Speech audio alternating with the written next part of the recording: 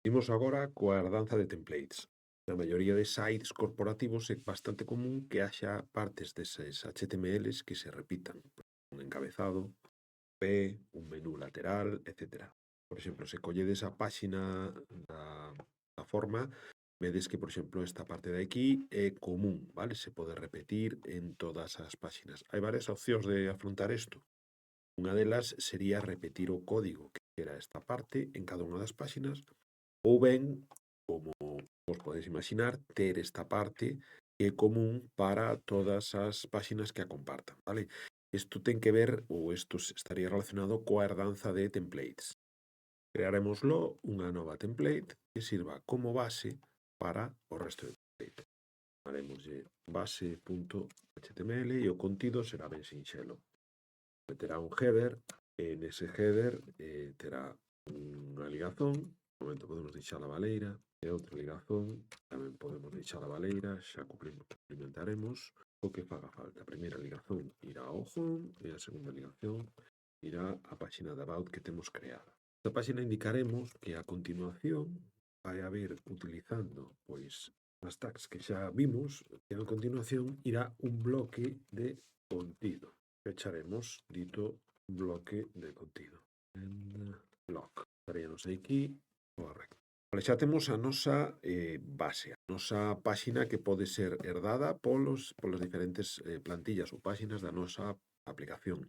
Agora iremos ao home e importaremos esta plantilla. Vale, como se fai isto? Utilizando a etiqueta de extends. Tag, vale, que vamos a combinar que extends que vai utilizar o template base HTML. Temos que pechar. Se vos fixades, vos na plantilla definistes unha parte que vai ser común e despois indicastes que ven un bloque de contido. O que temos que facer aquí é xusto ao revés, é dicir, importar esta plantilla e despois indicar que isto vai ser parte dun bloque de contido. O tag de blog content e aquí abaixo diremos que remata o end block. Damos e comprobamos. Sabemos que xa aparece como se fose un único elemento de código HTML a cabeceira, que é a plantilla, e o resto do contido da páxina. Agora o único que teremos que facer é engadir esta plantilla, plantilla común, as páxinas que desexemos, por exemplo, about tamén. Se vos fixades, aquí na plantilla deixei as ligazóns baleiras por un motivo, vale? Aquí as ligazóns poderían ser esta, raíz, e esta para a páxina de about, vale? Probablemente isto funcione. Probámoslo e vemos que funciona, vale? Pero isto ten un problema a nivel funcional, vale? Isto no momento en que fagamos un despregue ou algo polo estilo, pode fallar.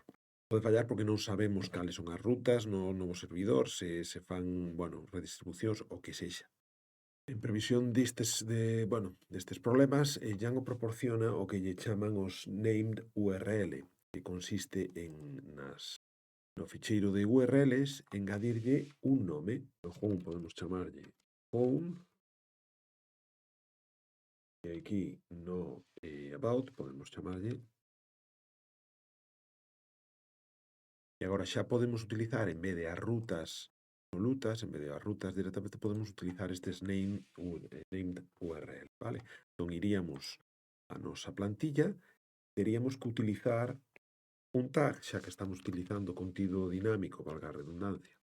Entón, temos que indicarlle o tag URL e imos, como temos as comillas dobles, vou utilizar así, vale? Neste caso sería home, para about, o mesmo. Utilizamos outro tag, URL, e neste caso sería about. Vale, e xa teríamos, probar que funciona, e vemos, despois de gravar, vemos que funciona perfectamente con estes named URL.